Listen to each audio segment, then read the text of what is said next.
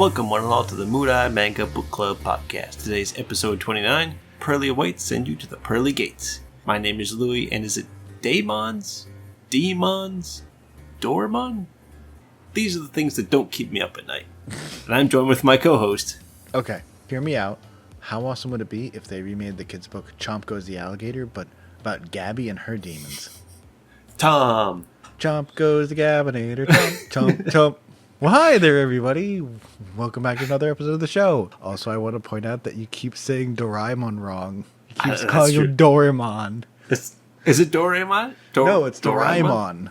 It's Doraemon. Yes, there's an A in there. Oh, well, thus I got it wrong again. Keep making you think of it's like Doraemon. It's like, yes, please unlock the Doraemon. Oh, look, what do you think of my newly installed French Doraemons? It's probably some kind of Digimon out there. Oh, yeah, that's true. And then when it evolves, it gets guns. Well, what else would you have? So keep that in mind as I talk about one of my books later. Okay. So for anyone who doesn't know, on this podcast, we do two topics every week. First one is things we've been reading, watching, listening to for the past week or so. And the second one is for this week, we're going to do a review of Daemons of the Shadow Realm, Volume 1 and 2. So, yeah, Tom, what have you been enjoying the last week or so? So surprisingly, not as much as you would expect for having 2 weeks to do this. Despite looking at the thing, because most of what I read in this, I read in the first week, and then I kind of didn't read anything for the second week. That's fine. You take a break. Yeah. So the first thing I did is I read Campfire Cooking in Another World, which the light novel or the manga? Yeah, the light novels. Okay. So I had read 1 a while ago because you recommended it and it was good. Yep. And then I read 2 and 3. Yep. So in 5 days I read 4 through 15. That's just 11 light novels. Yep. Yeah. Yep. Yep. Yeah. So what do you think? Not my entirety review, but one thing I do wish to say, not my best idea. You don't say. 11 Campfire Cooking novels in a row in less than 5 days. That's a lot. Probably not the best way to enjoy that series. So it's good. Okay. And that's kind of it. I do still like it. Mm-hmm. I'll definitely read more. Yep. But it's pretty much after book 3, you know everything that's going to happen. Like, there's nothing really, truly surprising that's going to come up anymore until, what book is that? 13, when they add a 4th familiar. Okay. Yep. Or maybe it's 12, or in that range. There is a 4th familiar that gets added. I'm not going to spoil anything about it, because it is quite funny. But there's no big surprise. There's no big plot that's going on. There are him sending the presents up to the gods, and then there's slowly a couple more gods. Mm-hmm. And then they do a couple of zany, wacky things, and then a couple other things happen with them, but they're still the same sort of thing. Him and Fel and Dora-chan and Sui go on other adventures. They go through a couple of dungeons. They do a bunch of different things. Weird, silly stuff happens. He cooks a lot of food. Yeah. It's never surprising, but it's still kind of entertaining. It's the epitome of light novel, just done pretty well and don't think too hard. It's just a book you just enjoy. Yeah.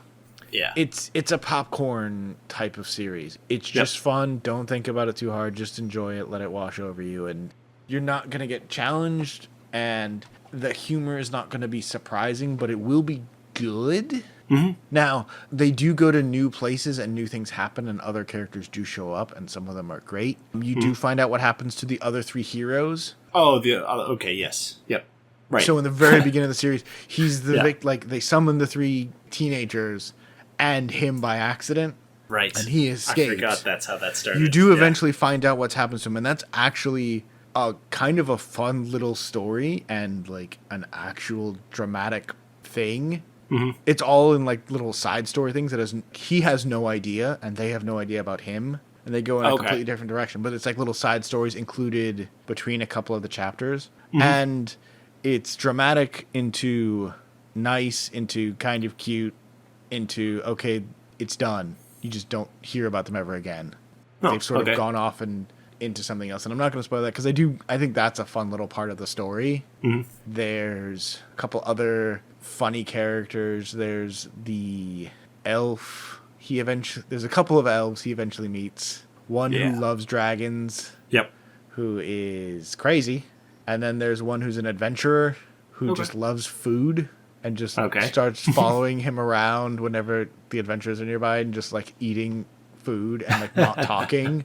And basically at one point in an even later book, after she's left and come back, almost becomes one of his familiars, which is not possible.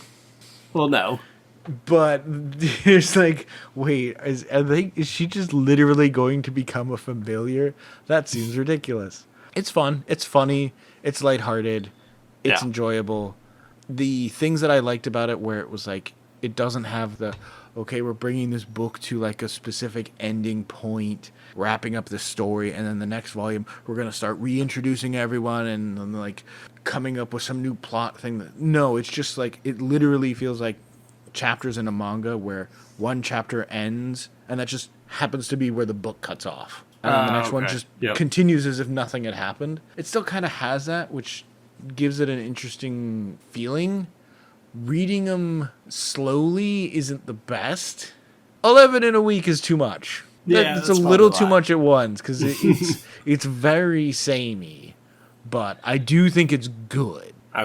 16 is coming out soon as of when we're recording this. I'm going to get it and I'm going to read it and I'll probably enjoy it. I think I like it better than something like My Quiet Blacksmithing Life, which has the same level of stress, I guess you would say. Not quite drama, because that's a little more dramatic because there are things going wrong. And in Campfire Cooking, like, things go wrong, but it's always to be a joke. The same level of like weightiness. They're both pretty light. Yes. I think I like this better because it's like, we're just stupid overpowered and we don't care. And we're just going to find ways to keep making that funny. And that is true. And food. And a lot of food. But it's interesting. It's fun. I think it's good. But I have nothing else that I can really say after cramming all that through my brain and then like not thinking about it for a week and being like, oh, I'm glad I'm not reading another 5 of those, because that was probably me going too far. Yeah. But it was good. It was definitely really good, and I'm glad I read it. It's just, it's not something where it's like, oh man, this has this cool thing or that cool thing. Every book has been fun. And now I finished them, and I'm like, okay, I'm going to take a break for a bit. Yeah, probably a good idea. Cool. After that, I read Kagurabachi 2 through 4. We did an episode on this last week with Renata as a sort of special one, and then we had a couple audio problems, so we lost some of the recording on that. But see that for more things. But short summary for you, it's good. I think it's good. It's much better than it was in the beginning. Up to book 4, it has always been every book is a step up. And I really liked the first book or 2. 3, 4, it starts really picking up. So I'm actually really excited for this. It's pretty. It's not gorgeous, but the art's good. The fight scenes are very, very pretty. The story's okay. It's fine. It's nothing super new, but it's done well. A lot of it feels like the fight scenes from a Quentin Tarantino Kill Bill or movies like that, where it's just this crazy epic battle. This Kagurabachi does that really well. So that was really good. But yeah, no, seriously, lock in, bro, and get superpowers. So is book 4 when they go to that auction? Book 4 is they are in the auction, and the auction is happening, and it ends halfway through. From what I've heard, I think it will probably be book 5 will finish the auction, and the auction is very good. The whole auction arc is really good. Yes, yeah. I think it was after the auction that I kind of fell off of it. Okay. So yeah. No, the auction was really interesting. Okay. Yeah. So 4 has not finished the auction. Okay. They're getting ready for the final showdown at the auction, and I think it's been a lot of fun, so. Nice. Kagurabachi, good. Definitely worth checking out. But speaking of other things that are really, really good, Cipher Academy, the last volume, volume 7, has just come out in English. This is the story of the code-breaking academy in Japan, written by Nishio Ishin, where it's full of random puzzles and through everything. So this is the end. I'm not going to spoil anything, partly because it's good and I think you should read it. Mostly because I don't understand it. So it comes to an end. Okay.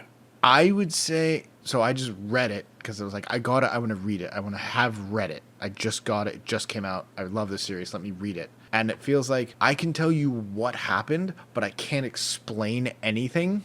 Okay. Yep. It feels like the kind of story, though, where I'll go back, I'll read it again, and then it's like, okay, I feel like I understand it more. It feels like there's stuff there that's going on that's like, okay, I got to sit and process this and actually read it and cross-reference things, make sure I know who all the characters are. But it's good. It's a good ending. Maybe a little rushed, but it's good. And I don't know if it's a great ending. Okay. But I don't know if there could have been a great ending. But it's a good ending. Okay, that's fine. It's an ending. Yeah. And it's a good book. And it's a good series. And it's sort of like, there's some of the later puzzles and some of the things with the characters and how all the characters come together at the end and what happens, I think is a really good, like, finish to this story. So, nice. I think it's good. I think it's great. So the whole series is now out in English. It's excellent. You should go and read it. Yes.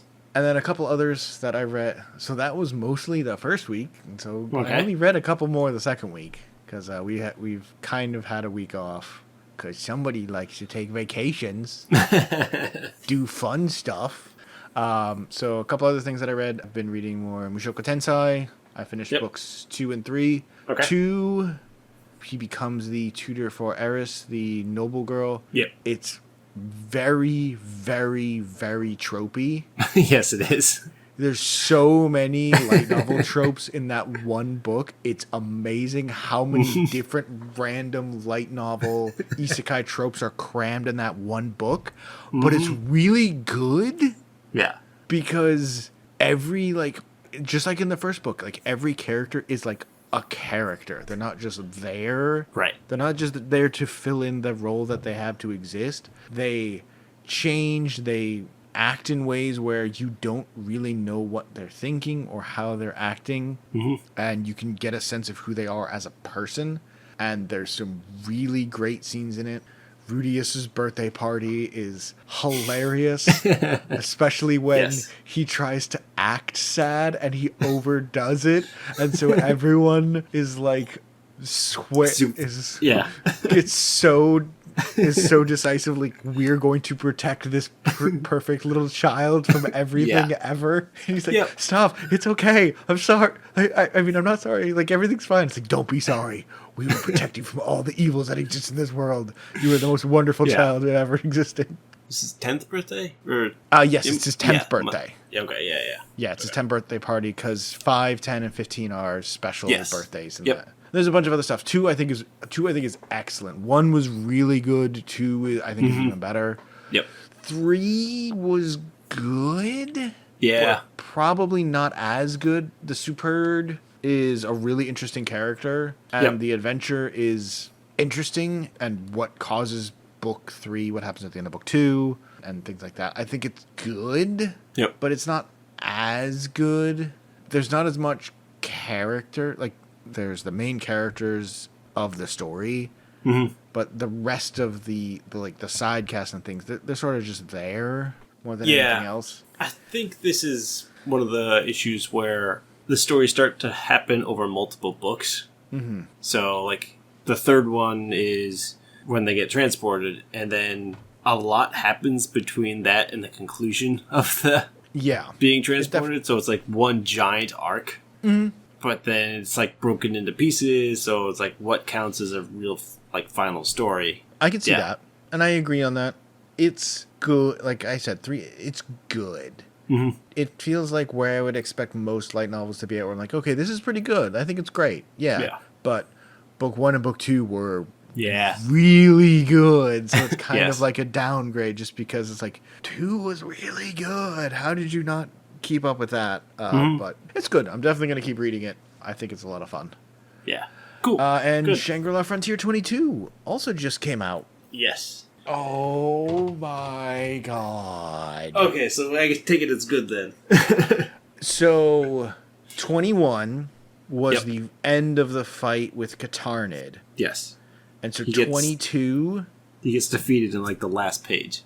Yes, so 22 is the actual true end of the battle. There's a couple of things that still happen. Yeah. Where it's like, oh, the battle ends, and then this happens, and then this attack happens, and then this reward thing happens, and blah, blah, blah. Yep. So that's all in that. And then the aftermath of that. Oh my god, it's really good. It's definitely an in-betweener book. Nothing really... Yeah. In terms of, like, the action stuff, this is a much lower action thing. Makes sense. There's a new character who's brought in. Okay. Who's the person on the cover, who I can't even remember the name of. She's there.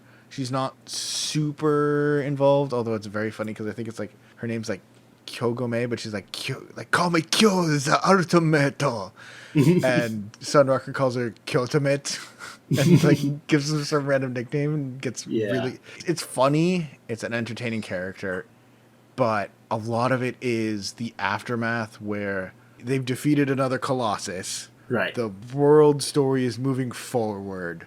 Again. Yeah. But this just happened, and so now everyone's chasing after Sunraku.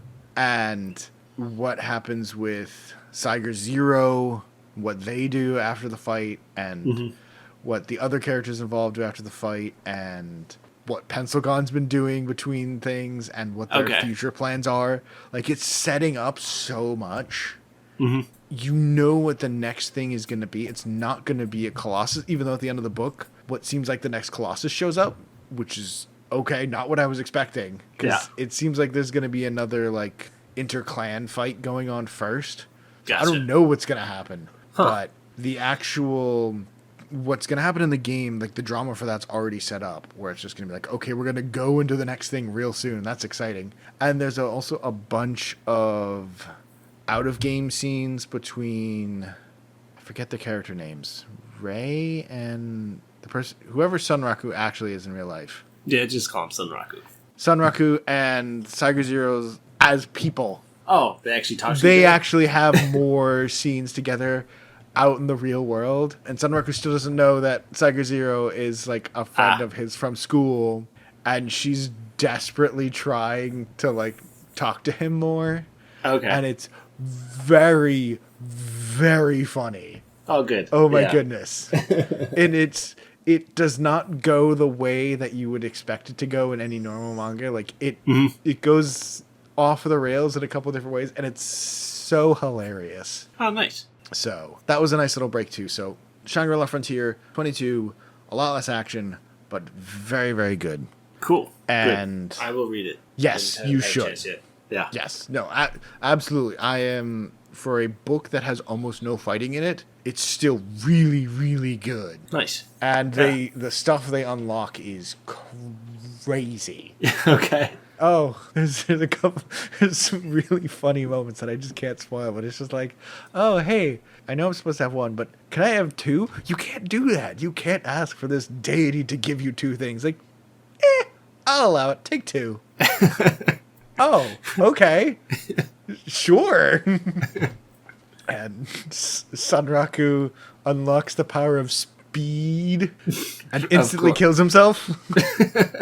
He just like wakes up. It's like, what happened? Why am I in bed? And he's like, oh, Sunraku, you're awake. And it's like, what happened? It's like they point out the window and there's a wall that was across the field from him, and there's just this Sunraku crater because he just ran straight into it and died. It's a great book. Nice. And then finally, I caught back up on Odor in the Flame, chapters 14 to 16. Yep. Really good. You get the sense of what the plot is going to be going forward, where there's the ice demon... Yes. The Ice Demon King. Yeah, is trying to capture or collect or kill spirits to keep them from getting used. Yep. And 16 ends like where they're fighting someone who's invisible on a boat. Yes. And it's oh, this is going to be so cool. Yeah. And the character's really scared. And yeah, he's a weenie. He's scared of everything, which is also very funny. It feels like it's like, okay, we've hit the point of now we know what the main plot's going to be. Right. Yep. And 16 starts into that next section of it. It looks really good. It's still really fun. Yep. Creepy and freaky, 20, 21. Yeah. 21's weird. It's a different style. Yeah.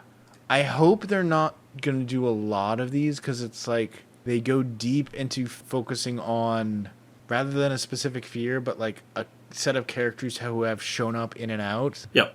But it's still good. Right. I get the idea because it reads like a report. So it's like focusing on the SCP side, if you will, of this whole story of craziness. But yeah, it feels very different because it's completely almost disconnected from the animals. Yeah, there's no fear box. There's no connection to that. It's the fear thing involved in it. This is like its third time coming back. Yep. And it is real creepy, but it feels different from everything else. And it's sort of like, okay, if this is a one-off thing, I'm fine with it. Yeah. But if this is going to be how they are going forward more often, I'm like, okay. But 20's good. I don't think we've gotten anything quite as good as Volume 19, where two people who seem evil both seem to be evil, but you don't know who the bad person is because they're both evil. And it's who's the evil one? Yeah. But it's good. I don't know if you had any thoughts on those two. I forget what happens in the 21. The beach day. Oh, yeah, the beach day with the camera. Oh, God, that's right. That one was freaking terrible. So that one was not scary. But that one is the one where it's like, let's teach you about how corpses, how dead bodies happen in rivers. And it's like, that is a really weird thing to have read, but it feels very much creepy and freaky of like, this isn't that scary. This isn't that terrifying. But you're going to feel real gross after you've read all of this. Yeah. But it also gives you some more of the historical context of where the idea of the kappa came from and things like that. It's like, oh, that's where it's from? That makes so much sense. It's such a fascinating idea, and it really does make sense, and it's probably partly true, but it's like, oh God, that's terrifying. Like, I don't want to think about that. But it's like, 20 really is a great chapter. Yep. It's just more unsettling to think about than actively scary. Right, yes. Yeah, that one definitely was more of the creepy side of, oh yeah, this is weird. But then 21, as you were saying, is like it feels very different because the setup and everything is completely different from all the previous ones. Yeah. It's still good, but yeah, I think I have the same idea as you, where I don't think I want a lot of these because it's so different. It's like, okay, it's good to kind of understand the conclusion maybe of some characters that were introduced earlier. Yeah.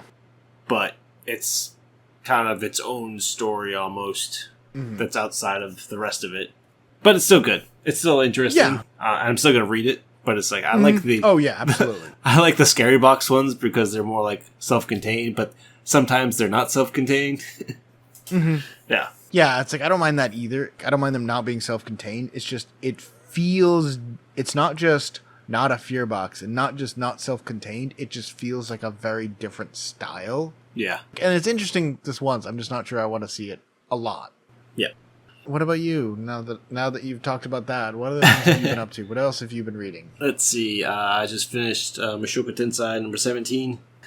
This is way farther than where you are. But this completes... I'm pretty sure what comes after 3 is 17. Yeah, it's close. Yeah. I mean, I was an English major. I didn't study math. That is but true. I think it's so like yes, it is 1, 2, 3, 17. Yeah, there's a 1 in there. I've already passed 1. That is true. Yep. So it goes 3, 7. Yes. So this finishes the arc of them trying to get one of his friends onto the throne.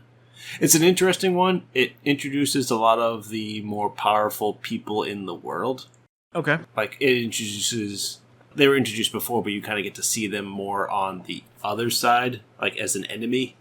Some of the more powerful sword masters. Okay. You get to learn more about what, like, the dragon god and some of the other people want to do to defeat the man god.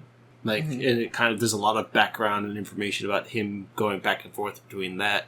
How do we defeat someone who can see-ish into the future? And you kind of learn that he can't quite see into the future. He just sort of can. So there's ways to get around it. And he's kind of setting up. And you learn a lot of things that will kind of play into how the rest of the story is going to go. Because how do you defeat someone who's godlike, but not really? Like, he's not all-powerful, I shall smite thee. But he's kind of, I'm untouchable, but I can also see into the future, sort of. So how are you going to stop me? And you learn, like, well, one character... So you meet this character, the dragon god, way back when they're trying to get across the continent from the teleportation incident. You meet them, and some stuff happens. And you learn he is trying to defeat the man god. And to do that, you learn how he's kind of able to outsmart the man god. And it's like, okay, that's really head trippy of how that's going to work.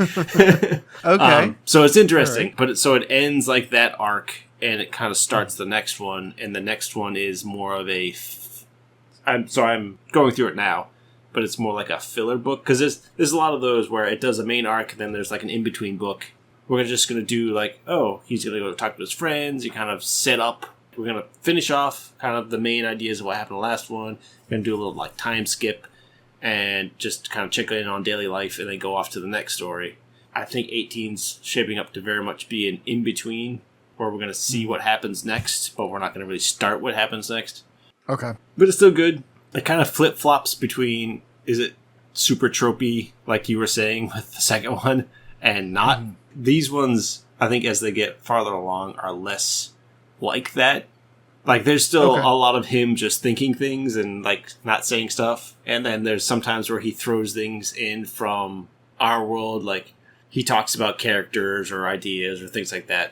Mm-hmm. But it's less pronounced now. It's more of just him being in this world all the time. Okay. And him just being his normal self. Yeah. But it's still good. It's still an interesting story. I kind of want to see what happens next. So I'm definitely going to keep reading it. But I won't talk too much because it will spoil a lot for you if I do. All right. I will try to get caught up. No rush. There's 26 of them in the first series. Don't worry. I'll be there in a week or two. Yeah, that's true. You did read 11 in 1 week, so... And then I think you've read this already. It's How to Treat a Lady Knight Right, number 2. Volume 2. Yeah. It's very funny. It's super funny. Yeah. So for anyone that doesn't know, this is a story about a guy who's super obsessed with muscles on women, and he falls for like the strongest knight in the land. Not just muscles on women. Oh, abs. Abdominal muscles. Abdominal muscles on women. Specifically. Yes. So this one is funny for a number of reasons. It's more of the same if you've read the first one. Just more characters get introduced. You meet another knight, the Mad Knight. I think that's... Who like has like the shark teeth? Yes. Yeah, the shark teeth one. Yep. Yeah. And she's really funny. Just the way the character is done. Very silly. Yeah, no, it's really good. So if you like the first one, the second one's just more. It's just more. It's just funny. More. It's just more. But yeah. You've already met the sister, right? Oh, yeah. I think you meet her in the first book. Okay, I think you do, but I don't know how much you really see her. Yeah, she definitely shows up a lot more in the second book. And the interactions of him babying his sister, and then the knight gets jealous because she's now... Oh, and then you also meet the dark elf. Yes. Then him, and she teases the main character mercilessly, and also... The main character's name is Leo, and Fooly is the main guy. Yep. So it's all of them kind of ragging on each other because Fooly definitely likes the main knight, and the main knight can't decide how she feels, but she definitely feels that she likes him, but she doesn't want to say that. And because he's over the top with saying it. So he says it all the time, constantly. I mean, it's literally the first chapter. Yeah. But yes, it's very funny. And how she's a fortune teller. Oh, the dark elf, yeah. Yep. She's a bad fortune teller.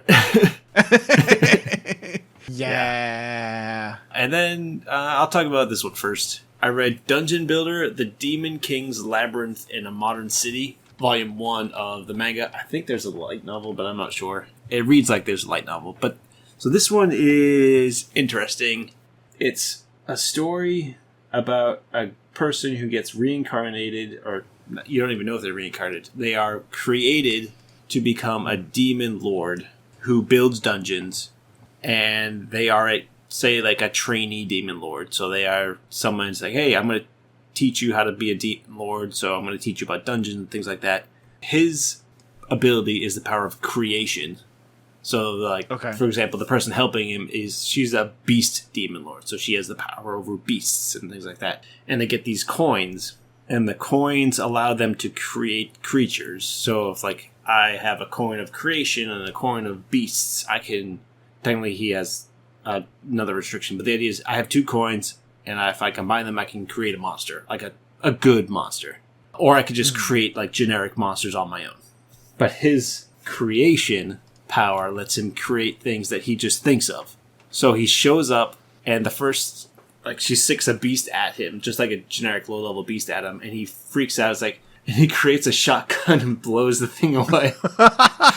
No, he creates a handgun and blows it away. Yeah. It's like, I have no idea what this even is. So there's the idea that he is from Earth. He doesn't remember any of that. And she's like, I don't know what that thing is either. So then he just goes around creating all kinds of guns. So first he creates skeletons. Like, I need some kind of army to kind of help me, so I'll just make some random skeletons. And then he gives them all rifles to fight. So they're like learning how to be what a demon lord is. And she's teaching them, and he makes some familiars. Because the idea is you have to have some familiars who will defend you and your dungeon, because if the dungeon lord dies, the dungeon just goes feral and just starts spewing out monsters. But if the core of the dungeon dies, like if someone sneaks into your dungeon and kills the core, the demon lord dies. Yeah, so if you defeat the core, it kills the demon lord and the dungeon. But if you just killed like the demon lord himself, the dungeon just kind of goes nuts because no one's controlling it anymore. Gotcha. So she is teaching him what it means to be a demon lord, and so there are multiple demon lords, and they all have like a get-to-know soiree / banquet with the creator of the demons, who you don't see, just some unknown being, deity thing, creates this soiree where like the demons, the new demon lords, are kind of getting to know each other. It's kind of a who's going to backstab who kind of thing. So it's interesting that way. And then during it, the main character and this other rookie butt heads. So she is very much I'm going to be the best, but she's more mediocre at best. But she's saying, like, I'm going to be the greatest and all these things, and kind of saying how bad everybody is. And so the two of them kind of butt heads, and at the end, it's like, okay, we're going to do a mock dungeon battle where you're each going to create a tiny dungeon, just a couple floors. The goal is to go into the other's dungeon and defeat them, either with your monsters or with yourself. And whoever wins is the victor. And then, but don't have to worry about anything, because we have someone who can reverse time, so no one's actually going to die. It's just like a mock trading thing. But it's to kind of settle their dispute. So they do this, and oh god. So he has created, at this point, 2 familiars. One is like a fox girl who, so he wanted to create someone who could be his friend. So he kind of creates a like fox girl who's almost like a little sister to him. Because he wants someone who will... The one thing he didn't have when he got here is like, I didn't have anyone to be a friend, because this person's teaching me, but I don't know anything about her, so I wanted to make a friend. So he makes a friend.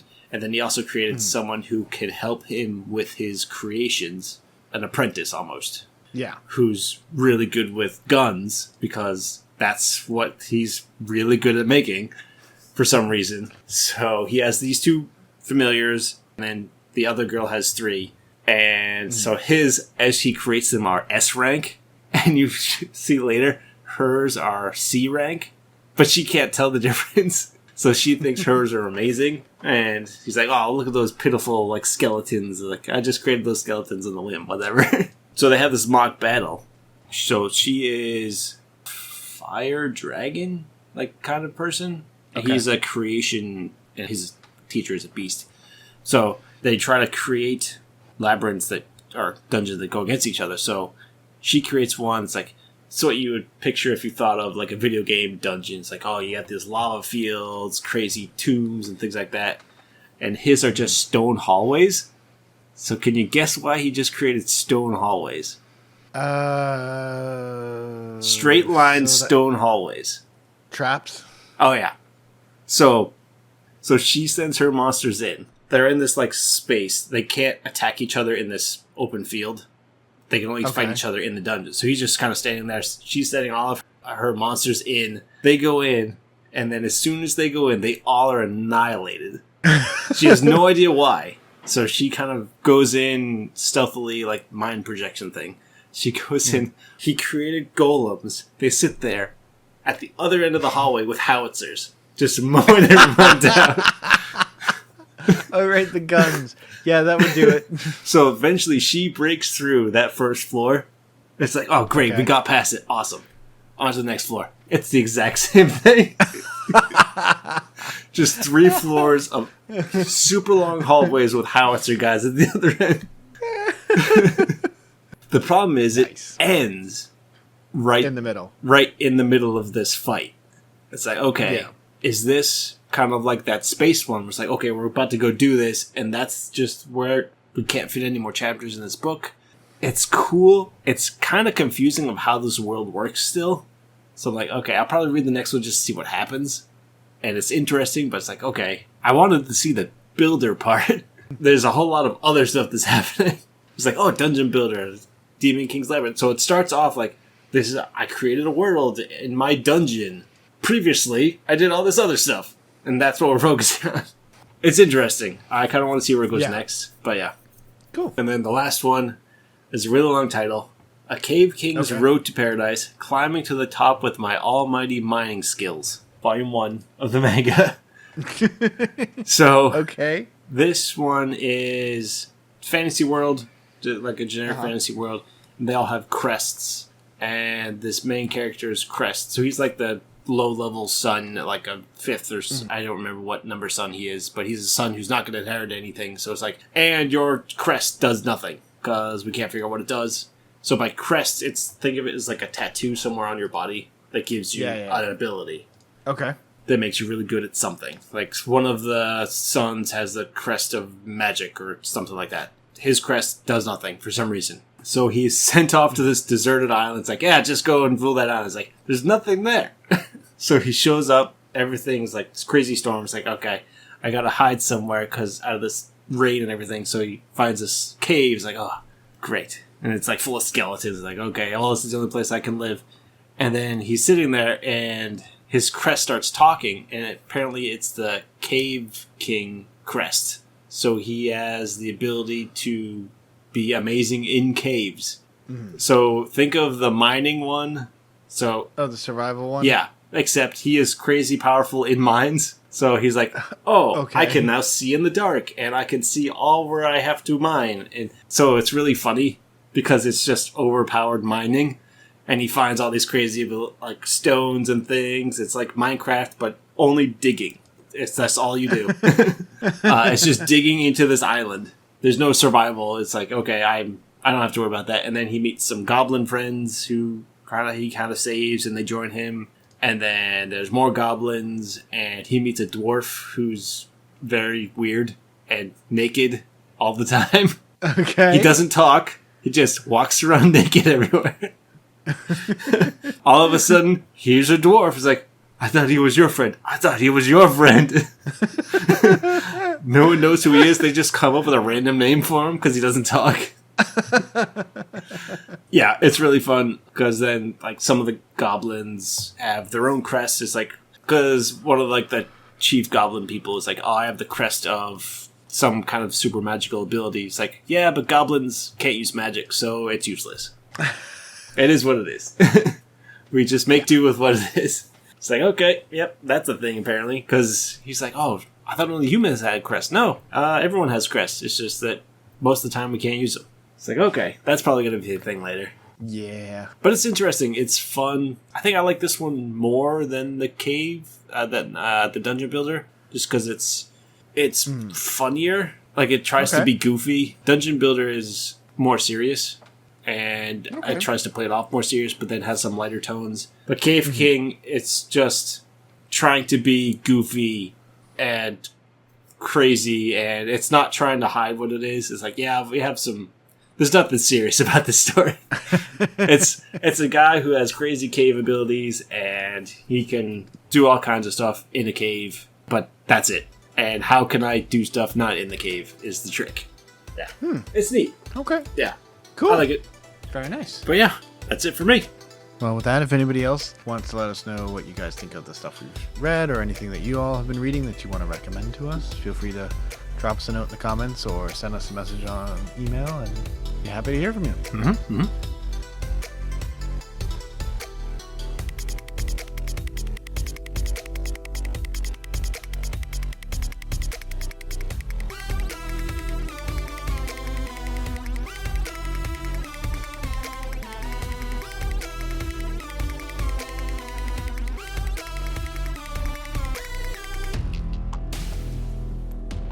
So for today's main topic, we're going to be talking about Daemons of the Shadow Realm by Hiromu Arakawa. If that name sounds familiar, it's probably because you read Full Metal Alchemist, because this is the same author as Full Metal Alchemist. This is her current series that is currently ongoing. I believe it came out last year. It started the year before that. Yeah, in English, definitely. In English, definitely. Maybe another year or two earlier in Japanese. But it's a recent series.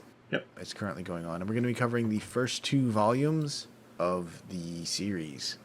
I've brought this up more often recently when I talk about these, but I try to figure out, like, what is it about the series that makes me want to talk about it? It makes me want to, like, point something out or say, like, hey, this is good, besides just, hey, this is good, you should read it. Like, what makes it special? What's something unique about it? And so I think the thing that I see the most in this, and this is going to be almost impossible for us to really talk about because the parts of this where it's really good don't come up until later. But this is a story that's very good at not explaining things and not telling you important stuff that you're going to find out later without it being very obviously a mystery, like, oh, how are things connected? Stuff's going on and I don't understand. It just sort of doesn't tell you things and just sort of runs through the events as they're going, and you feel like you know what's going on, and then it's like, oh, by the way, this, and this was happening. It's like, what?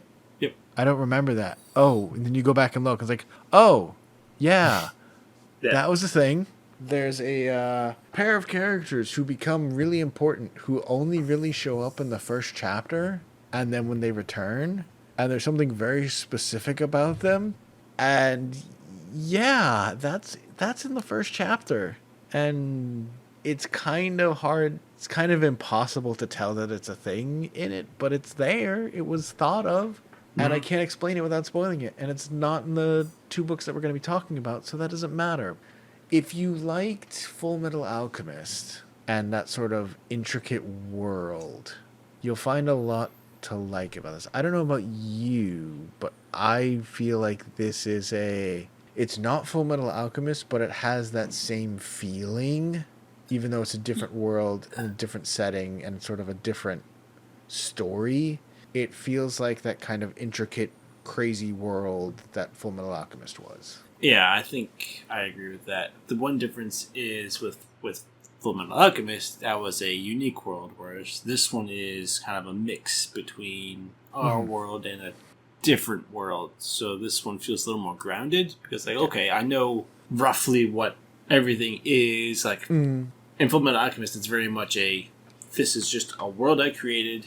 It borrows things from our world, but it's unique. But in this one, it's set in now time frame Earth in Japan, but it's kind of not quite the same. Yeah. And I think that helps you understand it a little faster. But then all of the extra stuff that's put on top of it is more complicated. So it makes it a little more, in its own way, a little better than Full Metal Alchemist in that direction, because there's a lot going on, but you're also very grounded in the world itself. Whereas in Full Metal Alchemist, like, I have no idea what's going on in the beginning.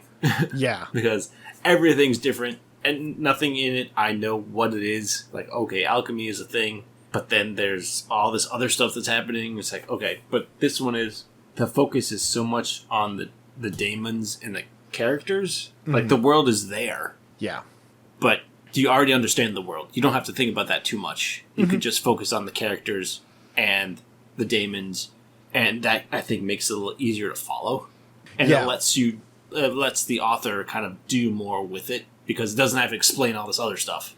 Yeah, that's definitely true. I can see that. And I think the other part of it is, with Full Metal Alchemist, a lot of it was about the military and what they were doing, and was it the right thing to do, and it felt like the bad guys were more obviously them, and it was less, from the reader's perspective, who are they, and more of like, what are they trying to do? Whereas in this, a lot of it is, you're not sure who's really on your side all the time. Like, and even the people who seem to be on your side, they might only be on your side now. They might be intending to change sides or have a third objective, and you don't really know who's trying to do what. Everything's more subtle. That's a good way to put it. To start off, in the beginning, we're following a character named Yuru. He is not Edward Elric. He does look... So it's an awful lot like him. He looks awful lot like him, but he does look different. Yes. He does have the light hair. He does have the same sort of face. He's still short. He uses a bow. And no ponytail. Yep, there's that too. It's still Hiromu Arakawa. I think compared to some of her other series, the cover of Heroic Legend of Arslan, where I swear it looks exactly like Edward Elric with an eagle on the cover. And I know it's not. And Silver Spoon, where they're different, but they really feel similar. Here, the characters feel slightly more unique, even though they're not really. Yep. Even though it still has her style. So you could still tell who drew it, but the characters are different enough where they don't look like previous characters for the most part. I think that's one thing I had with Silver Spoon. It's like, these are just the same characters from Fullmetal Alchemist. Yeah, she's not doing the fairy tale Eden Zero. It's all the same characters with different names. Yeah. No, it's like they do look a little bit different. There's bits and pieces where you feel like, oh, this is just that kind of character again. But even Yuru, who's probably the closest to looking like Edward, he is different and feels like a very different character too. He doesn't act like Edward at all. Yeah. And his design is, like, his face and his hair is a little similar. You get that sense, but that's it. It's similar. Right. Yep. But starts off, he does some hunting in his village, which is a remote village in the mountain. It's 1600s-ish era Japan. And he's got his friends, and he's gone hunting, and he cares about his sister, who's mysteriously trapped inside of this giant wooden cage inside of a building and is never let out, and she's just in there all the time. His little sister, Asa. And the peddler from down the mountain, who's sort of tied to the village, comes up and brings stuff.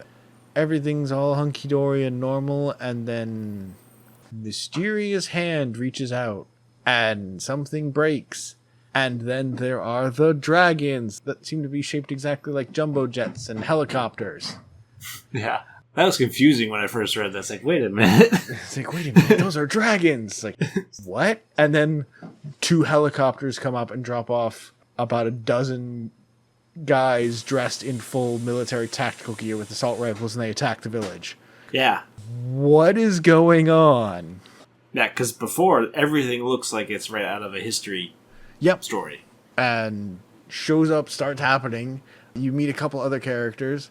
Gabby, who is the best, who is female Edward Elric in Edward Elric's coat, but not really, but pretty actually. Much. Yeah.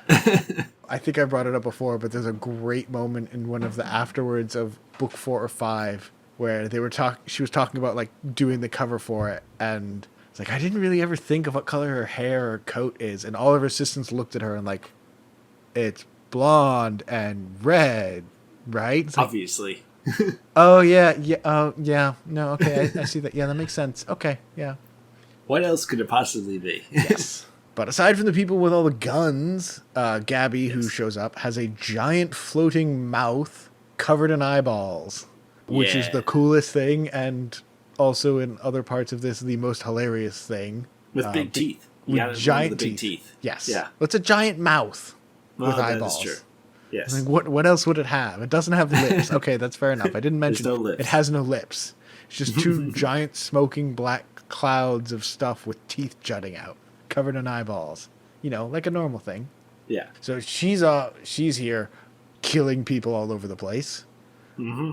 Yuru runs back to save his sister, and a girl with long black hair taller than him tries to kill his sister and says that she's actually his sister. Yep. The village elder yells at the peddler Dara to get Yuru off the mountain. Yep. Blah, blah, blah. Stuff happens. They avoid getting shot by guns.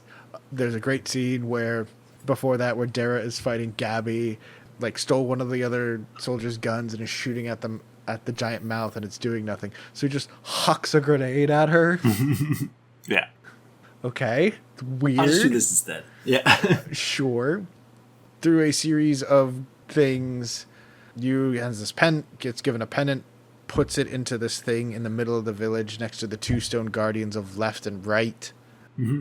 And because he needs his blood on it, Dara grabs him and like slams his head into the ground. Yeah. But it activates left and right, and these two giant beefcake demon people, one male, one female, appear. Mm-hmm. And that's the first chapter.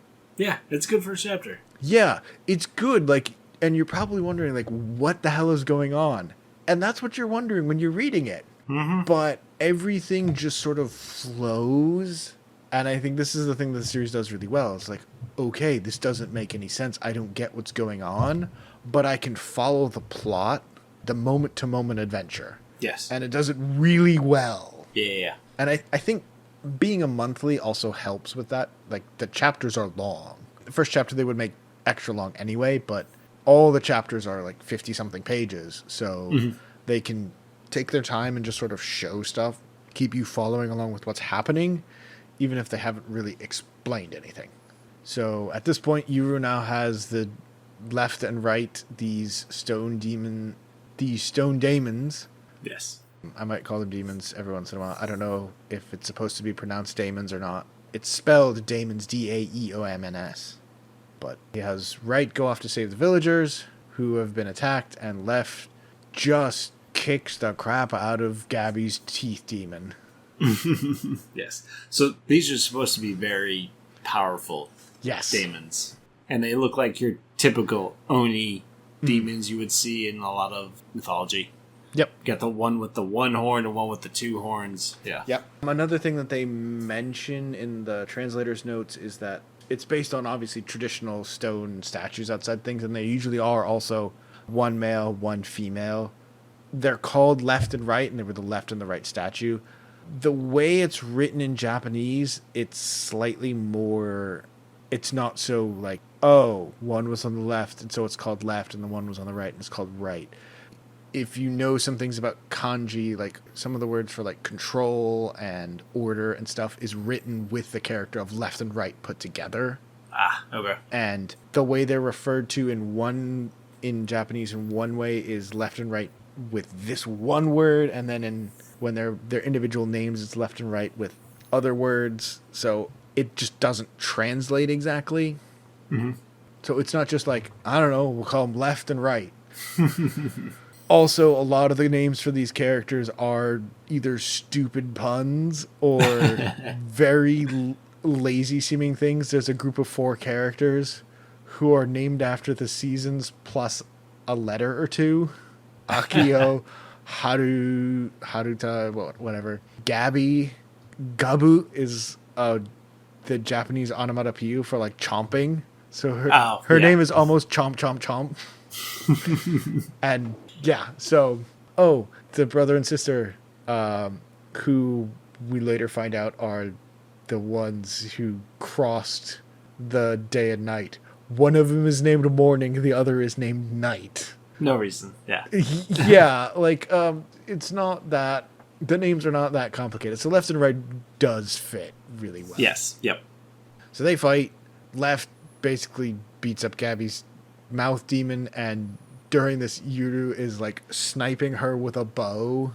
And the leg, shoots her in the shoulder, is about to kill her when Asa comes back. No, really, I'm your little sister. Hey, we'll let you go. You let Gabby go. And we'll just both walk away right now. We'll stop trying to kill each other.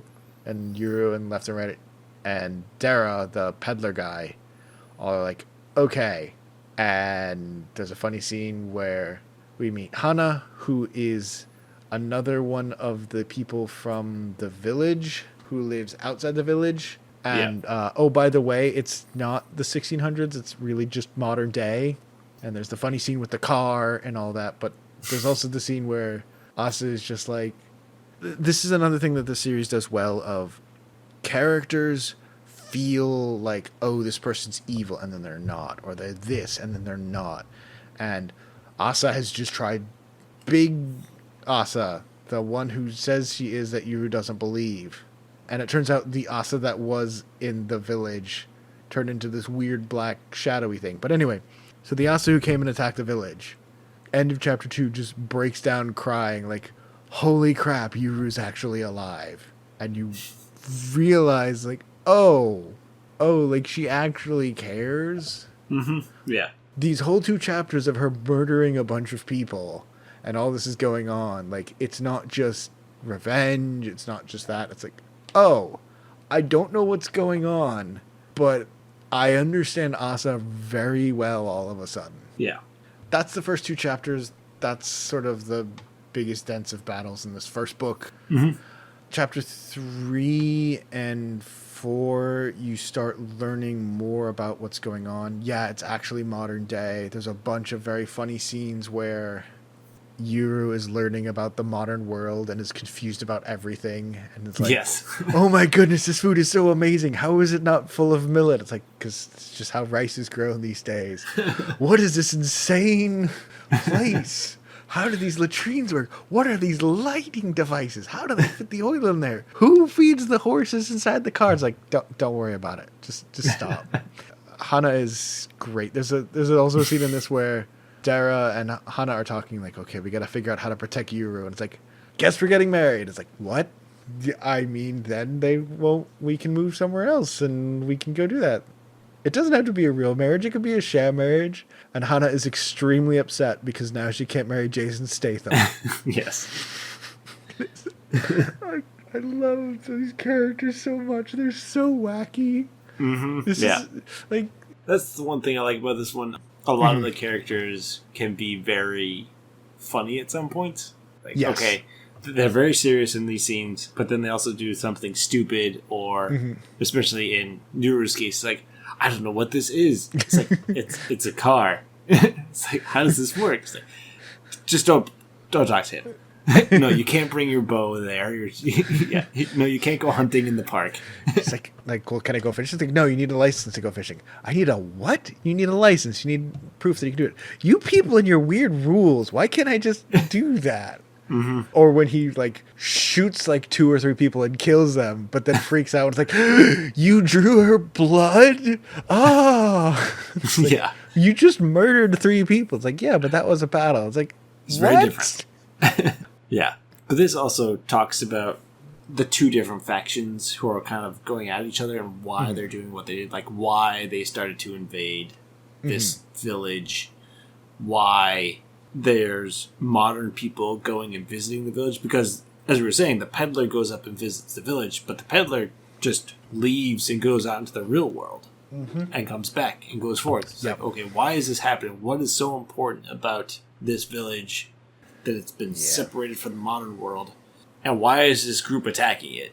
And this is kind of where you start to understand there's a lot of nuances going on, because you start to learn both sides and you're not really sure who is right or not.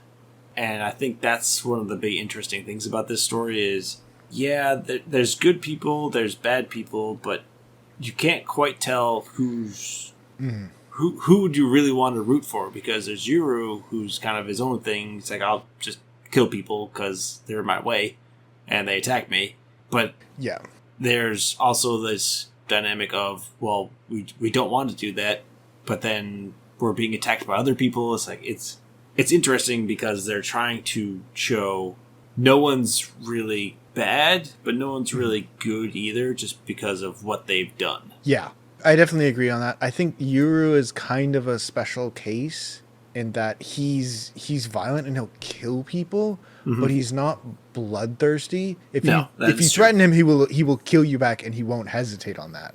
And it comes off a lot of this very old style of morality where people just got killed and died because it was kill or be killed back then. And modern days, like, it's not that serious. If you have an argument or like someone destroys something, like, you can go to court, you can call the police, you can do all these other things.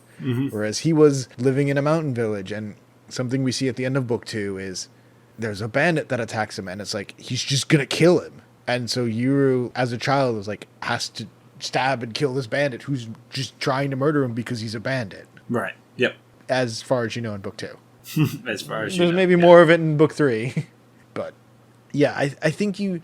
And also because Yuru is trying to figure out what's going on along the way, and whatever he knows, you know. He's sort of a special case in this where you're kind of rooting for him and you want him to succeed, but you don't know, and he doesn't know, and he's very open about this, that he doesn't know what he wants to do. You don't always think he's doing the right thing, but you feel like you understand his motives and what he's thinking he'll find out if he does this. And maybe that's the right choice, or at least you understand his reasons for it. And it's like, okay, maybe this isn't the best thing he could do, but I understand why he's doing it. And I kind of agree with, I think he's still the person to trust, just because I know he has no idea what's going on either. You also, around this time, you meet Jin, who is the Japanese angry, stubbly guy who's definitely not Roy Mustang. Yeah. He's got a hint of Roy Mustang, but it didn't jump out at me for a while until I remembered Mustang exists. Yep. With the anglerfish. Yes. And, oh man, the anglerfish are so cool. The scene with the stalker. Oh, yeah. And he's chasing after this woman, like chasing her in an elevator. And then it turns into the ghost, and this giant fish maw just comes out of the ground and eats him. Yeah. The demons in this are so crazy. The stuff they do is insane. Yeah. And at this point of the story, I don't know when they actually change it, but demons always come in pairs. They do mention that right in the first chapter. Okay. It's very subtle. They talk about them as like, oh, these are, some people call them demons, some people call them spirits, some people call them gods, some people call them pairs. Yeah. So they do mention it at first, but they don't really clarify that for a while. But yeah, they always do come in pairs. Yeah. We were talking about Gabby's mouth demon, which is actually an upper face and a lower face. Make up the pair.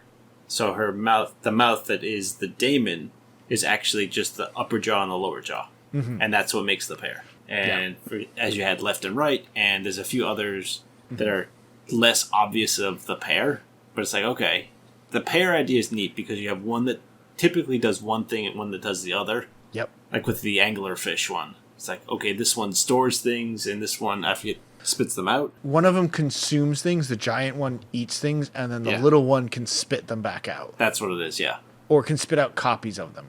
Yes. I don't remember exactly which. I think it just spits the actual things back out. I think it spits it back out, yeah. Hana has the little cat and the dog. Yes. Yep. Almost everybody who has daemons, it's a pair, and it's very obvious. Gabby's, I think, was the hardest one to realize. Like, oh, right, there's two halves. Yeah. but they're not always for fighting. Very much so. As with Jin's, it's like, okay, it can consume and spit out, but some of them are not. They can fight, but that's not their purpose, is not fighting. Like, left and right are mostly just who can punch the hardest. Yeah. So, to get up to that, we'll see ones that are... Hana's very much so are not for fighting. They're more for tracking and finding things. Yeah, because she has the tanuki and the... No, she has the dog and the cat. The dog and the cat, that's right. The Tanuki and the fox is one of the minor characters in the background in this. Oh, that's right. Yes. From the raid. Yep. So Dara and Hana decide to have a sham wedding and say that Yuru is Dara's son from a previous marriage, and they all move in together into Guntama Prefecture. And Yuru's like, we live in Guntama. And it's like, by the way, that doesn't actually exist. There's Gunma and Saitama, which are next to each other. But there's a bunch of really silly little things like this in here, especially with Yuru, where he almost gets something. Mm-hmm. There's a whole scene of him going to the bathroom, and he's like, and then I do this, and I do that, and then I wash my hands, then I go and I dry them. Oh, it's those noisy dryers. I don't like the noise they make. Yeah. Extinguish the candles, and he flicks the light switch. I did it. I used the bathroom. It's like the first 3 pages of the chapter, and it's just him. Yeah. Yeah. You also learn about the thing that makes Jin and Asa special, and they were twins born on opposite sides of the sunset of the day of the equinox, and so they have access, in theory, to 2 special powers, break and seal. That's when you learn that hand thing from the very beginning. That was Asa using break to shatter the protective barrier around the village. And Yuru should have seal. He doesn't have it yet, but he has the right to get it. Mm-hmm. I don't know if they say how he can get it in this or not. No, I think that comes next. They hint at it, but they don't describe it exactly until like book 3. Jin, at the end of book 1, sets off to go and find Yuru, just because my kids loved the scene because I saw it, like I have to show it, and it's Asa, Gabby, and Gabby's monsters drawing pictures of Yuru. Oh, yes. And Asa draws like this mostly competent, but like shiny, like sparkles around his face picture. Gabby's looks like some kind of weird horror monster you see in the background. Like it's just a circle drawn in the most painful way possible. Yeah. And some eyes and a gaping mouth. And Gabby's Damon draws like a picture as like a 16th century artist, and it's like perfect. Yeah, like a Japanese portrait. Yeah. And then like he shows up drawing other pictures too of different people all in that style, and he just like pops up holding one. It's like, how did you do that? Because Asa is completely infatuated with her brother, so she thinks he's amazing. Yep. And Gabby thinks he's horrible, mostly because he shot her. Twice in the shoulder and the leg and almost killed her. Yeah. Which is fair. Which is fair, yes. I mean, she did murder like 15 people. No children. She doesn't kill children. Nope, that is true. She says to the child while walking around, having people like split in half in front of the child. It's like, don't worry, I'm not going to kill you. Dead, dead, dead, dead, dead, dead. You're safe, small child. Dead, dead, dead. I won't hurt you. Dead, dead, dead. But correct me if I'm wrong, but isn't it also that if you don't have a daemon, you can't see the daemons? You can. There are people who. So I think you have to be able to see them to have them, but you don't have to have them to be able to see them. But not everyone can see them. Okay, yeah. In these 2 books, Dara is the most important one. He doesn't have them, but he can see them. Okay. And like the child from that scene could not see them. Just could see people like getting chopped into bits for no reason. Yep. Most people cannot see them. Some people can, and then chapter 5, the start of book 2 begins great, where Yuru's gone off to find Asa after being lured in by Jin, using the fact that left and right have a good sense of smell, so they have some of her blood, and so they fly off to Tokyo to find them. And Hana and Dara are like, oh no, Yuru's gone, and he took my billhook. And we don't know where he is. Oh, he's probably going after the people who were with his sister, the Kagemoris. And he doesn't have health insurance. If he gets hurt, we're gonna have to pay for everything. And as American, I felt that on my soul. Yes.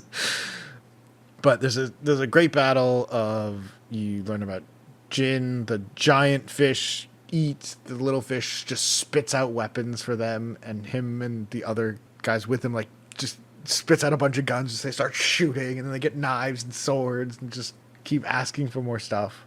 Yuru eventually... Oh, the one of the other bodyguards has a turtle, which is super heavy, and a hare, which is super fast. Mm-hmm.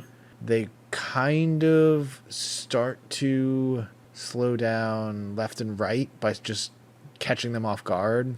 But Yuru throws his billhook to interrupt one of the two of them to help left and right escape. Then they break him free.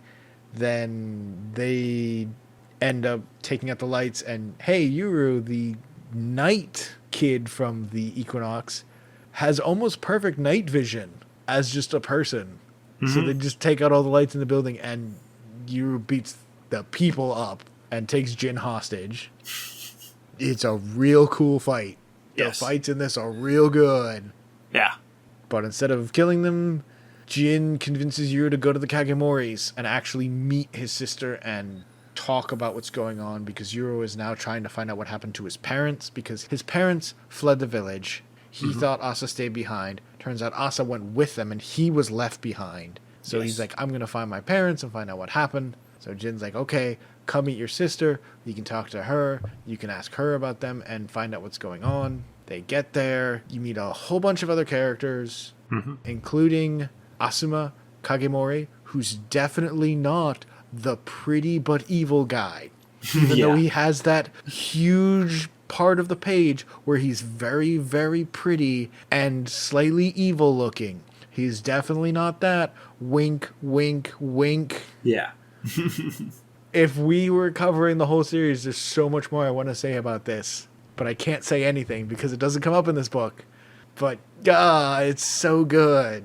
And it's so good later on when you know what's going on. The series is still ongoing, so... The series is still ongoing, but there's a thing about Asuma being the definitely not evil guy who's like the pretty man who's kind of has that evil look around him, who's definitely not evil and definitely not gonna betray everyone. No, not at all. And there's stuff that comes up later that just this series does really well that I just can't explain. But what actually happens in the story of what's going on is Asa admits, because as you said, who adores her older brother, in between constantly asking for hugs or asking if she can get a hug for telling him what he wants to hear, their parents disappeared when they went to go visit their mom's family in Okinawa, because their mom was from modern-day Japan and accidentally wandered through the barrier and ended up trapped in their village, became their mother, and then Asa, her mother, and her father escaped. After they escaped, they ended up with the Kagemoris for protection. Their parents went to go visit their mom's family in Okinawa to tell them that, hey, she's not actually dead, even though she's been missing for 15 years or something, or thereabouts. And they disappear, including the bodyguard with them. Yep. Poof. They get on a plane, the plane flies, the plane lands, they're not on the plane anymore. And no one knows what happens. And that was a significant length of time ago. Yes, that's right. And then demons attack the compound. Yep. And there's another huge battle. Yes. And everybody does a bunch of stuff. There's a big fight.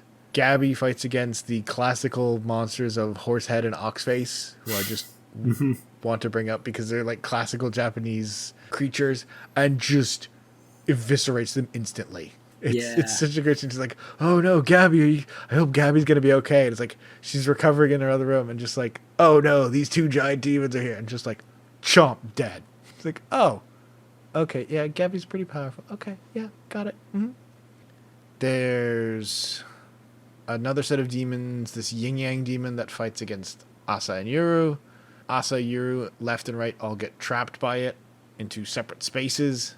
You learn more about Asa and the break power. We're not going to talk about it that deeply anyway, so there is more lore. It's not that they don't tell you anything. They keep adding on and giving you details. Like, oh, right has the ability to cancel out Asa's break power, and left would have it to cancel out Yuru's power if he had it, but he doesn't have it yet. Right. Oh, there's a great scene where while they're trapped in the yin yang monster, where Yuru is trying to get this bow that he was given by Jin because he didn't have a bow to work, so he's testing it. So he has left holding up a target and just like shooting arrows and missing constantly and just hitting left in the face and the belly. He's like, why aren't you dodging? And it's like, if I dodged it, it would take longer for us to go pick up the arrows. I'm made of stone. It's fine. He's like, I feel awful, and just keeps plinking her in the face. And he's like, it's fine. Don't worry about it. Yeah, I forgot about that. There's so many great, funny moments in this series where it's just like, oh yeah, by the way, we're just going to have something silly happen here, or you're just going to be confused about something. There's a great one that I didn't write down. I think it's chapter 6. The like random chapter title page for, I think it's chapter 6, it might be 7, is Yuru right and left putting like water and hay in front of the car while it's at a gas station because they think they have to feed the horses. I gotta look it up now. I don't remember that. And it's not part of a scene. It's the chapter title page. Hana's like coming back to the car and like shouting at them, but it's just like they're trying to feed the car fodder and water. They don't get it. It's chapter 5. Yeah. Oh, it's chapter 5? Yep. It's just there. The health insurance thing. Yeah. The arrows would be hard to get back. It's full of great little jokes like this, but They get out, they escape the yin yang monster. Asa breaks it free from its old master, takes it on herself as her own set of daemons, because break can break anything. So the connection between it and its old master, she can break that, so she becomes a new master. They take out all the other assailants. All of them but 4 are killed. They're all just low-level contractor people who don't really know what's going on. Mm-hmm. And you find out Asa was killed already. Yep. And then the final scene of the book is the scene with the bandit, where Yuru is 8 to 10-ish. He's much more of a child, and he's separated from his father while hunting, and a bandit tries to kill him, and he just jabs him in the gut with a knife, because otherwise he's going to die. Mm-hmm. And it's like, oh, yeah, that's the kind of world that Yuru had to grow up in. Right. Yeah. The only thing I'll say that's not in this book, but is implied, and we might as well just say it, break and seal to actually get the power involves dying. Yes. And so, like, that's why Asa has it and Yuru does not. Yep. But how and why, that comes up later. But, yeah, that's the first 2 books. And it's like... Yeah. There's so much here that's not explained. But it doesn't bother you? No. Before I dive into that example I have, do you have anything you want to add on the story or what happens in these books that I glossed over?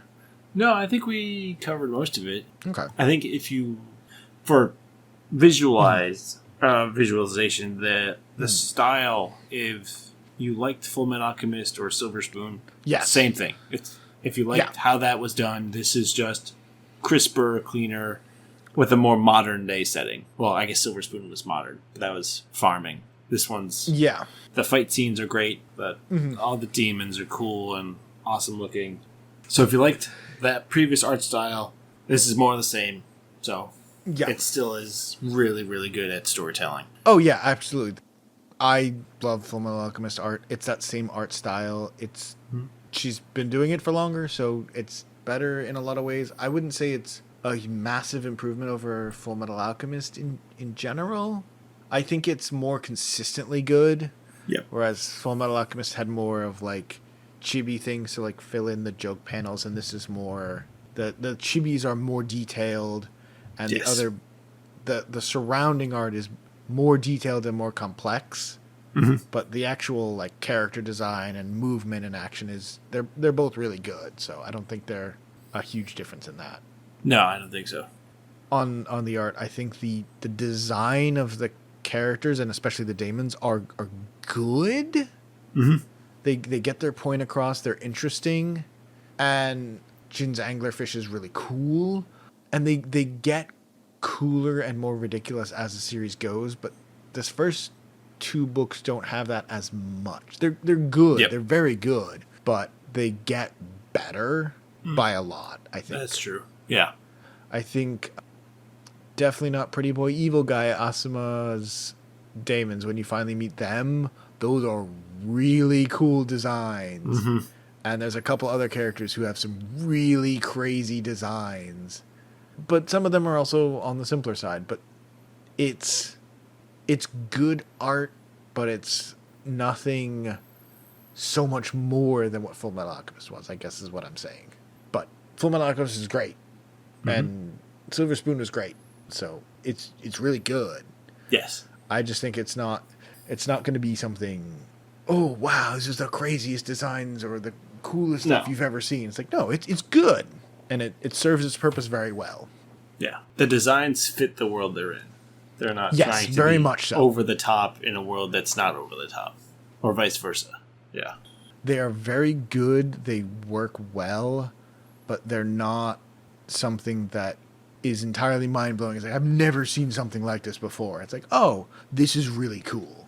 Yep. I think is more of how I see it. The thing that I wanted to bring up was, like I said, we talked about this last week, or I talked about it last week with Kagurabachi, mm-hmm. where this was in the show. This wasn't in the part of the audio that got destroyed. Kagurabachi, especially the first book, spends so much time explaining things, and at the end of it, you still don't know anything. It really loves telling you about stuff, and it doesn't mean anything. There are other series that tell you about stuff, and it sort of like breaks the flow. Mm-hmm. I think of the chakra explanations in Naruto, or a bunch of the stuff in Jujutsu Kaisen early books, because that's all I've read. But a lot of other series, like, they'll explain something and you sort of break out of the flow for a little bit, but it's like, okay, now I understand this and I can get back in and we can keep going. Yeah. This doesn't ever do that. No. When they're explaining stuff, it just flows. Mm-hmm. And they don't explain a lot. It's just there. The part where they tell you, no, Daemons always come in pairs, I don't think is until like book 3 or 4, when it's like, no, seriously, they're always in pairs. That's just how it is. Yeah, they're hinted at, because you always see 2 of them, but they don't explicitly say that until a little while later. They always talk about it as if that's just the case, but I don't think it's for another book or 2 where they explicitly state, no, you can't just have one. There must be 2. Yep. Because someone's like, oh, they only have one. It's like, that's not possible. There must be 2. And so you're like, okay, well, where's the other one? What's going on with it? Yeah. That's something that this is done extremely well. Everything just flows as a narrative, even with all this weird, crazy stuff going on. We're in this old-timey Japanese village, and, oh, that's a weird sound. Wait, why are there helicopters and people with assault rifles coming in? I don't know, but it's just how it is now. Okay, I guess we'll just keep going. It's not like it stops after book 2. It keeps going. Weird stuff continues to happen. Oh, yeah. People do things where it's like, I don't get why this started to happen, but I'm following along with it, and it's like, okay, gotcha. We'll just go with it. Yeah. It's really excellent at that. Yes, it is really good. There's no huge narrative dumps or things like that where it's like, okay, I've got to spend 2 pages just reading a book. It's like, okay, just show me things. That's the whole point of this medium, is to have conversations and show me things. And if I have to read a whole page of text, it's like, this isn't how it's supposed to work. Yeah. And it's not just like, oh, don't just do this for the explanations, like the plot points where it's, oh, Asa and Yuru are finally talking, and it's like, Asa is constantly saying she wants to have a hug, and Yuru is constantly shooting her down. And so there's that funny line going through, while also Asa is starting to tell Yuru about what happened. So you're also getting that plot going on. And you're also getting the character development of Asa specifically saying, I will not lie to you. And there's a couple moments where she's like talking and then just stops.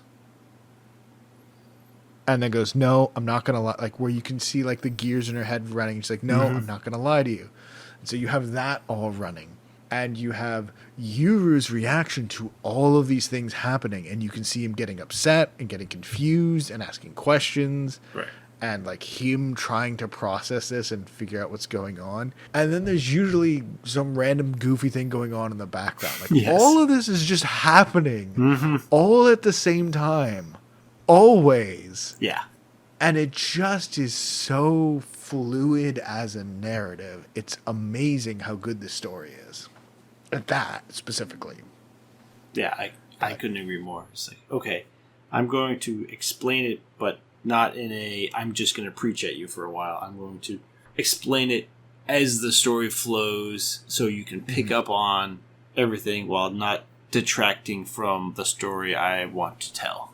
Yeah, exactly. It's really special. And I think the only things about it that I can say that I don't like, and they're incredibly stupid, so don't take that to mean that there's something about this that I don't like, because I think the series is amazing. One, it's really hard for us to figure out like how much we can cover, because it's like, I don't know, like everything connects into the next thing. Yes. It's like, okay, let's cover the first arc, chapters 1 to 15, which is like 5 books. It's like, okay, you can't do that. Yeah. Let's just do it by book. And the other thing is, the story feels like it's running very slowly, because it feels like the conversations we're having at the end of book 2 would be like the end of book 1 for most series, because they wouldn't have all these little things connecting everything together to make it flow so well. Yep. The scene with Jin and Asa and Gabby at the end of the first book would have been like the middle of the first book for most people. And then they would have the fight, and then they would have this, and it feels like they would move through things more quickly. Yeah. And that's not necessarily bad, but like I've gotten to book 8 and like, wow, like not a lot has really happened. Okay. But it's been fun. Like it's enjoyable the whole way through, and the story just continues and just moves and grows and shifts. But you realize like I'm in book 8 and this has been monthly, so it's a lot of comic books, and it's like, oh, okay, now I sort of see what's going on. In Full Metal Alchemist, you had the Alchemist and the Homunculus. Like the Homunculus came up and like started showing up and like were mentioned in book 1, they're mentioned, and probably started early. showing up in book 2 and were like actually there in book 3. What seems like one of the major enemies like has only started getting hinted at in like book 7 or 8.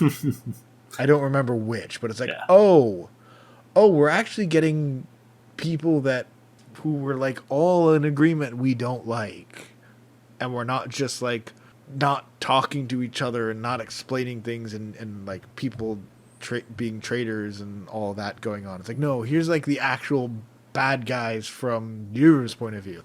Oh, okay, we're just finally getting to that in book 8. Okay, but it's exceptionally good. Yes. I'll ask you the hot question, because I haven't figured out my answer on this. Would you say that, I don't know how much you've read either. I've only read through book 4. Okay. Would you say, at least for like the first 4 or 5 books of Full Metal Alchemist, this is better or worse than Full Metal Alchemist as a series? Yeah, it's been a while since I've read Full Metal Alchemist. Yeah. I think it's hard to say. I think they're both unique enough where I could take either. Full Metal Alchemist has a cool world it's in. Yeah. But the story isn't super complex at the beginning. It gets more complicated later, sort of, especially near the end. But this one, it's more of a nuanced story. Like there's, as I said before, there's a lot of who's right, who's wrong, who's the good, bad. It's more like shades of gray is how Daemons of the Shadow Realm is. No one's perfect. So there's no one, you can root for anybody, but it's more of, you don't know at this point what's everyone's motivation. You know, like surface level motivation, but you don't know what their true intentions are. Where I think for the most of Full Metal Alchemist, you know where everyone stands, except for a couple characters who kind of hide it. But it's very much, you know what Edward and Alphonse, you know what their motivations are, and that doesn't change. And you know Mustang and all the other people, all of those, and the homunculus, what their goals are, and none of that changes. Whereas this one, it's very much they have motivations, but you're not quite sure if they're telling the truth or not, or if you don't know them at all. Yeah. This story, Demons of the Shadow Realm, is very much more of a nuanced, like, you could tell that the author has improved quite a lot storytelling-wise between Fullmetal Alchemist, which was quite a while ago now, and this one, because it feels like a much more complicated story, and there's real people in this one. Real characters. At least that's my take. No, I think I agree. I kind of think the same thing. I think they're very different. Yep. I feel like Fullmetal Alchemist is more of a traditional adventure. Yes. And that'll appeal to a lot more people because there's obviously stuff going on and like people to go against, and it's okay, what's going to happen? What are they doing? Whereas in Daemons, it's I don't know what's going on. I don't know what I should do. Mm-hmm. And that's Yuru in a lot of situations. Is he doesn't know what he should do, and so he makes a choice, and we follow that. But we can always think of it like, was that really the right thing to do? Was that what should have been done? And yeah, everyone kind of has their own motivations, and you don't really know what's going on and who you can rely on. Mm-hmm. And I think a great part of this is to go back to one of my favorite characters, but that really shows us is Gabby. Yes. And like the first chapter, Gabby murders like a dozen people. Yep. And Yuru shoots her in the leg and then shoots her in the shoulder and is about to kill her. And then all that stuff happens and they don't, and blah, blah, blah. In this book, in like book 7 and 8, like they're just there in the same room, like putting up with the fact that the other person is there. Mm-hmm.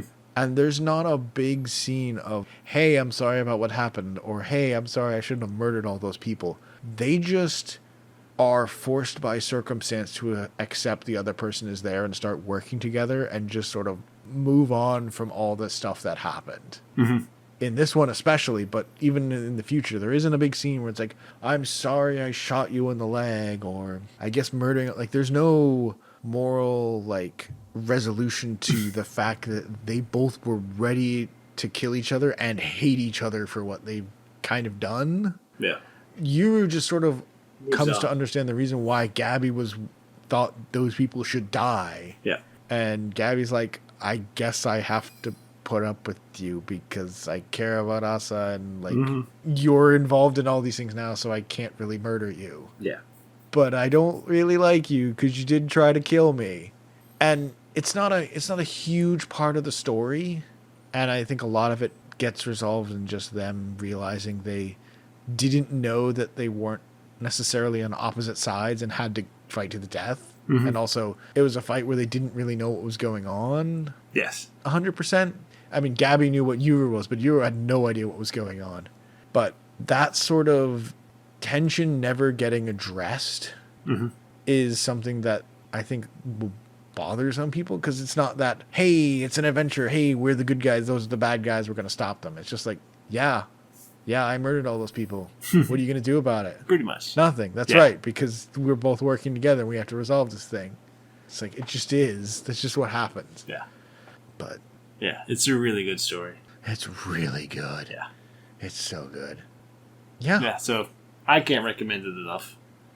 If you like Fullmetal Alchemist, Silver Spoon, these are just as good. Yeah. If you just like Silver Spoon, this might not be for you. Yeah, that's true. Depending on the kind of stories you like. Very different from Silver Spoon. If you like Hiromu Arakawa's work, yes, this is more of hers, and it's extremely good. Yep. If you like Fullmetal Alchemist, this is a darker and more nuanced story than that. Not necessarily a better story in terms of the plot, but more, like as you said, more complex. Yeah. But if you're okay with that, it's great. Mm-hmm. Surprisingly enough, slightly less fantastical. Slightly less. Yeah. Slightly. Only slightly. And it's more of a... It's like, what's less ridiculous? Running faster than the speed of sound or punching through a mountain? Well, I mean... Yeah. They're both kind of insane. If you like her work, you're going to really enjoy it. And if you like manga you're probably going to really enjoy, and it's really good. Yes, it is. It is very good. Yes. You should go read it. Yes. You should go read more. I should go read more. I should read. Because there's 4 more books. There's 8 out right now. The 9th comes out in December, and the 10th comes out in April of next year. Gotcha. In English. In English, yes.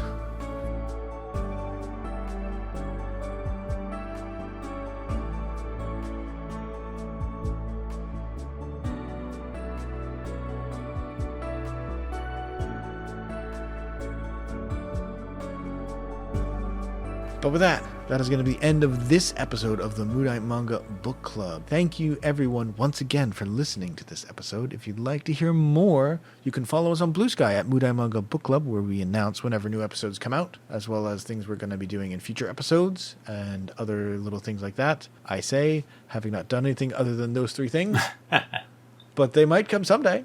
Someday. The audio episodes are available through Podbean and most podcasting apps, including iTunes and I believe Spotify. I should go double check that, but most of them, it should be available most places you listen to audio podcasts under Mudai Manga and Book Club. And you can also find us on YouTube at Mudai Manga and Book Club as well. Please like, share, subscribe, follow, 5-star review, especially if you do really like it. But even if you don't really like it and you're willing to do whatever we say, just give us a 5-star review anyway, and all those things, just to let other people know that you enjoyed the episode and help share it around for other people to find out. That really helps us a lot more than you think it does. And if you have any questions, comments, rants, or anything else you'd like to let us know, drop us a comment at any one of those places, or you can email us directly at mudaimangabookclub@gmail.com. With that, that's going to be the end. Louie, do you have a final recommendation for something to check out this week? Yes. So knowing what's coming out in 12 hours. Yes. It's less than 12 hours recording. now. Let's check. What? No, this recording's only taken us 5 minutes. What are you talking about? 10 hours. So in 10 hours, there will be a game that's been very, very wishlisted over the last few years, and it is Silksong. However, I cannot recommend that because I have not played it yet. So I will recommend Hollow Knight, which is the original, which is really good. So for anyone who doesn't know, Hollow Knight is a Metroidvania style, and anyone who doesn't know what Metroidvania means, it is a mashup of the 2 words Metroid and Castlevania, because it is a side-scrolling platform exploration game, thus Metroidvania. You play as I believe you're a beetle. Or a kind of bug creature. I always thought it was a beetle. Bug creature, definitely. Yeah. Beetle makes the most sense, but I don't know if they specify what you are. So you're a beetle creature, a bug of some kind, who is exploring a old city to figure out. The player is trying to figure out what's going on by going around and exploring, finding all these different biomes, fighting corrupted creatures to kind of understand what happened. And you are I don't know if you are a Hollow Knight or you become a Hollow Knight. It's been a while since I finished it, but it's really good. It's all hand animation, which is good because the sequel, Silksong, is also all hand animation. But it is extremely good. It is extremely huge now with all the updates they've done. And it's a fun story. The gameplay is amazing. There's so much to do. So if you like those Metroidvania styles and you haven't played Hollow Knight, you definitely should check it out. And I will be checking out Silksong as soon as it comes out in 10-ish hours. Well, maybe not 10 hours, maybe a little longer than that, but it'll be coming out as of recording tomorrow. Yep. Yes. What about you? What do you recommend? So I'm going to cheat, and I'm technically going to recommend what I recommended last week, but it got eaten by the audio issues, so no one got to hear about it. Okay. You should also hear about this, because it's free! Okay. So I'm going to recommend another game as well. There was a game that recently came out on Steam, and possibly is a couple other places, but it's a beta, it's sort of a pre-release test demo. So as far as I know, I only know about it on Steam, but it's a game called Demon Bluff.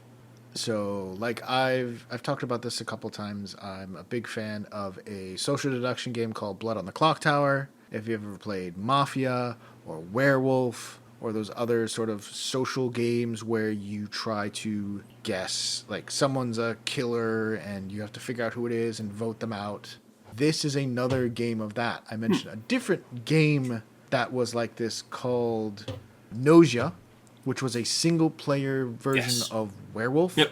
By the way, the anime for that is moving ahead, so that's also going to be a thing that exists at some point. They've been working on that.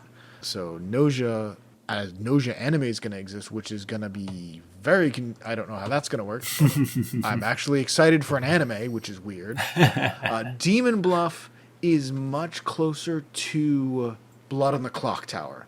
Okay. Because unlike Werewolf and Mafia, there are people with special abilities, but in Blood on the Clock Tower, everyone has an ability of some kind. Some of them are very passive, but everyone has an ability. And in this game, every character has an ability, but it's a single-player game, and basically it's a card game where the village is a bunch of cards, and as you flip them over, they tell you what they say they are. And your job is to kill the demons and the minions to protect the rest of the villagers. Okay. And obviously, the demons and the minions are lying. And so you're using the different characters and what they say to try to figure out which ones are the people who are lying and therefore evil. And so at the first, there's a character who will tell you, oh, I'm next to this many evil characters. And oh, there's a character who will say, this is how many spaces between the demon and their closest minion. But then the evil players get powers like, oh, I add an extra outcast who's like the not helpful good character to the deck that could be in the game. And those outcasts could be like, oh, I pretend to be a villager, but that villager's already in play. So now there's just two of them. Yep. So you can't just be like, oh, there's two. One of them's evil. Let's kill this one, and there we go. No, they both might be good. As you play more, new cards unlock, the game gets harder, but it's this logic puzzle version of this social deduction game, and it gets... I'm not good at it. I'm really not. But it's really fun, and it's really quick. You can go for high scores by only revealing some of the cards and just figuring it out. I just flip over all of them and like, okay, let me just look at this as a puzzle and try to figure it out. But it's a lot of fun already. It is free. The game is going to be... There's going to be, I think, an early access or a release next year. But the demo/playtest is available for free. You can just go and get it. I think it's listed as a playtest and not a demo, but you just say, I want to play, and immediately activates and you can play it. It is a lot of fun. It's quick and easy to play, even though it's very difficult. And even the hardest set I've seen, which is like 10 cards, it's like a 5-minute game. It's quick and fun, and you can just do it. And you screw up, it's like, okay, I screw up, shuffle the cards up, run it again. Cool. It is a lot of fun. Nice. Yeah, I'd never heard of it. That is my recommendation for this week as well. Yeah, it just came out like a couple weeks ago. Okay. Yeah, so it's very new, and it's just available for free, demo/playtest. So nice. It's definitely worth checking out. Cool. But yeah, with that, that's going to be the end of the episode. Tune in next week, where it will be the episode 30 small topic extravaganza. Whoa. The sequel-natoring. Yes. I don't know what the title is. Don't quote me on that as the title for next week's episode. We're going to do another small topic extravaganza, a bunch of different little things that we're going to talk about. We're not going to do a big review, so look forward to that. We've got some ideas. We'll have a few more by next week. I hope we'll have a few more. Yeah. Yeah, a few more would be nice. We've got a few. Yep. We're going to talk about a bunch of different things, so look forward to that. But until then, have a good night, everybody. Bye-bye. Peace.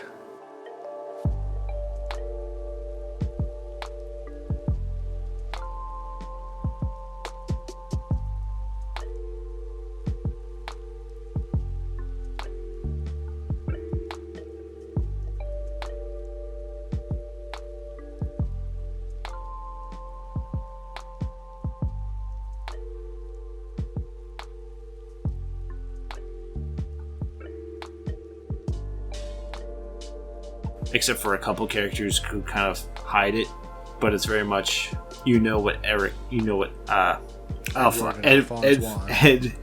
and Alphonse. Yeah, you know what their motivations are.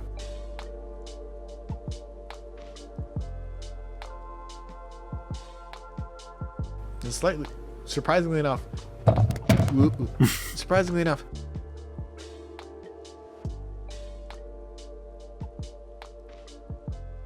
To the review mobile.